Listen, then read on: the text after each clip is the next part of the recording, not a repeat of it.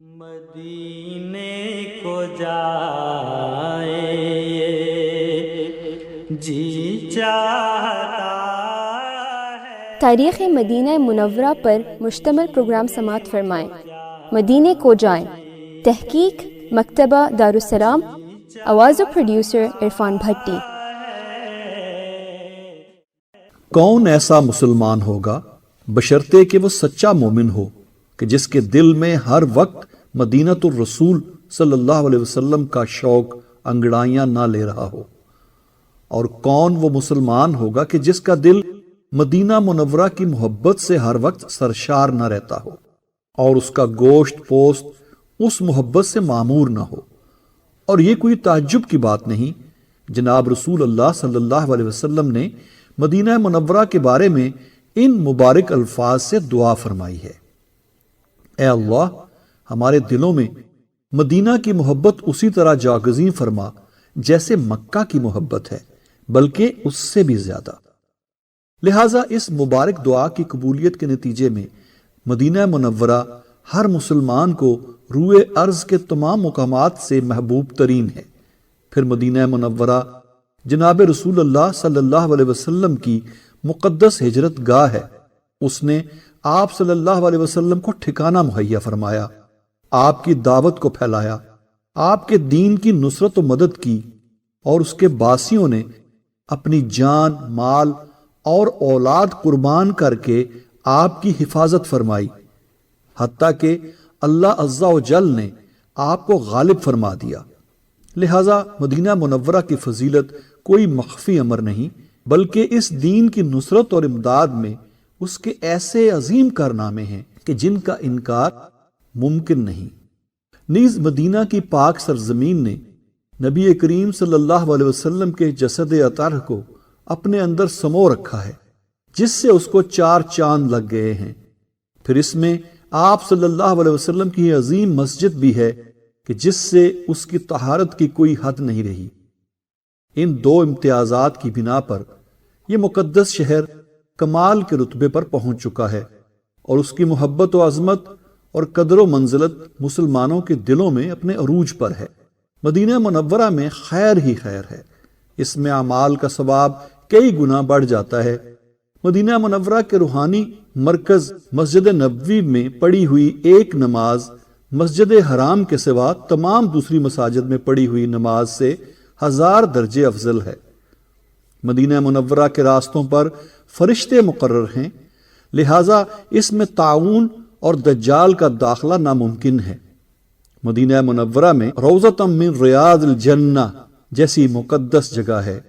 جو شخص مدینہ منورہ میں فوت ہو جاتا ہے، روز قیامت رسول کریم صلی اللہ علیہ وسلم کی شفاعت کا حقدار قرار پاتا ہے۔ نبی کریم صلی اللہ علیہ وسلم نے مدینہ منورہ کو حرم قرار دیا ہے، جس طرح سیدنا ابراہیم علیہ السلام نے مکہ مکرمہ کو حرم قرار دیا تھا۔ نیز یہ وہ مقدس شہر ہے جو خبیث لوگوں کو یوں نکال باہر کرتا ہے جیسے آگ کی بھٹی لوہے سے زنگ دور کر دیتی ہے۔ مدینہ والوں کی یہ عظمت و کرامت ہے کہ اللہ تعالیٰ ان کا دفاع فرماتے ہیں۔ جو شخص اہل مدینہ کو ناحق خوف زدہ کرتا ہے، اللہ تعالیٰ اسے خوف زدہ کریں گے اور اس پر اللہ تعالیٰ کی لعنت ہوگی۔ نیز یہ پاکیزگی کا مرکز ہے، اس لیے اس کا نام طابہ اور طیبہ بھی ہے، کیونکہ اس کی ہر چیز پاکیزہ ہے۔ اس کی زمین بھی، فضا بھی، اس کی کھجوریں بھی، غلہ بھی، یہاں کی زندگی بھی، اور اس کی آغوش میں موت بھی، ان سب سے بڑھ کر جناب رسول اللہ صلی اللہ علیہ وسلم کی مسجد بھی اور آپ کی آخری آرام گاہ بھی۔ اس عظیم الشان مرتبت اور فضیلت کی بنا پر یہ پروگرام پیش کیا جا رہا ہے جو خالصتاً اللہ تعالیٰ کی رضا اور مدینۃ الرسول کے ساتھ اظہار محبت کا ذریعہ ہے۔ اختصار کے باوجود انشاءاللہ مدینۃ الرسول کے متعلق وافر معلومات آپ کو سننے کو ملیں گی۔ مدینے کو جائے جی چاہتا۔ مدینہ منورہ تاریخ اور نام۔ یثرب کی بنیاد۔ تمام عربی مورخین اس بات پر متفق ہیں کہ یثرب دراصل سیدنا نوح علیہ السلام کی نسل میں سے ایک آدمی کا نام تھا جس نے اس شہر کی بنیاد رکھی۔ اس کے نام پر اس شہر کا نام بھی یثرب پڑ گیا۔ یہ شہر بسانے کی ضرورت کیوں پڑی؟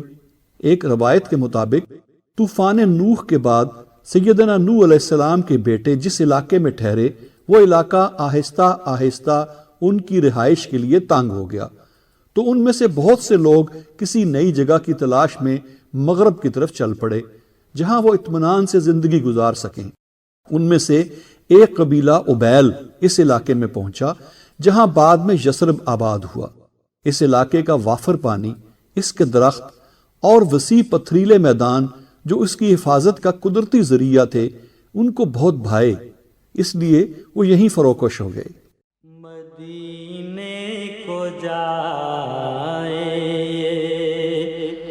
جی چاہتا ہے۔ یثرب کے ابتدائی رہائشی۔ یثرب کے ابتدائی باشندے 3 بڑے قبیلے تھے۔ عمالیق، راجح روایت کے مطابق انہی لوگوں نے یثرب کی بنیاد رکھی، کیونکہ یثرب جس کے نام پر اس شہر کا نام یثرب پڑا اس کا قبیلہ عبیل عمالیق میں سے تھا۔ اہل قبیلہ کے نام ہی سے واضح ہوتا ہے کہ وہ عظیم قد کاٹ کے مالک تھے۔ یہ لوگ عملیق بن العود بن سام بن نوح کی نسل سے تھے۔ پہلے وہ بابل کے علاقے میں رہتے تھے، پھر وہ جزیرہ عرب کے مختلف علاقوں میں بکھر گئے، ان میں سے کچھ یثرب کے علاقے میں جاگزیں ہوئے۔ یہ بات شک و شبہ سے بالا ہے کہ وہ عرب تھے، اور علامہ طبری کے نزدیک ان کے جد امجد عملیق عربی زبان کے بانی تھے۔ نمبر 2، یہود۔ جب مسلمانوں نے یثرب کی طرف ہجرت کی تو وہاں کئی یہودی قبائل آباد تھے، اور اس بات پر بھی مورخین متفق ہیں کہ یثرب کے اکثر یہودی فلسطین سے ہجرت کر کے آنے والوں کی نسل میں سے تھے۔ ان میں سے کچھ لوگ بخت نصر کے حملہ کے بعد بھاگ کر آئے تھے۔ بخت نصر نے یہود کی حکومت پر حملہ کر کے بے شمار یہودی قتل کیے اور بہت سو کو قید کیا۔ یہ سن 586 قبل مسیح کی بات ہے۔ پھر 70 عیسوی اور 132 عیسوی میں رومیوں نے ان کو تشدد کا نشانہ بنایا تو باقی لوگ بھی فلسطین سے ہجرت کر گئے۔ ان میں سے کسی موقع پر یہ لوگ یثرب میں فروکش ہوئے۔ علاقہ یثرب میں پہنچنے والے اولین قبائل بنو قریظہ، بنو نذیر اور بنو یہدل تھے۔ پھر ان کے بعد اور قبائل آتے گئے۔ نمبر 3، اوس اور خزرج۔ یہ 2 قحطانی قبیلے تھے جو صدن معارب کی تباہی کے بعد یمن سے ہجرت کر کے یثرب میں پہنچے۔ ان قبیلوں کی یہاں رہائش سے یثرب کی تاریخ پر بہت گہرا اثر پڑا۔ راجح بات یہ ہے کہ یہ دونوں قبیلے 3 صدی عیسوی میں یثرب پہنچے۔ مدینے کو جائے جی چاہتا ہے۔ اب بات کرتے ہیں مدینہ منورہ کے مختلف ناموں کی۔ مدینۃ الرسول کے بہت سے نام ہیں۔ ناموں کی اس کثرت سے مدینہ کی عظمت کا پتہ چلتا ہے۔ ان میں سے بعض نام پیش خدمت ہیں۔ نمبر 1، المدینہ۔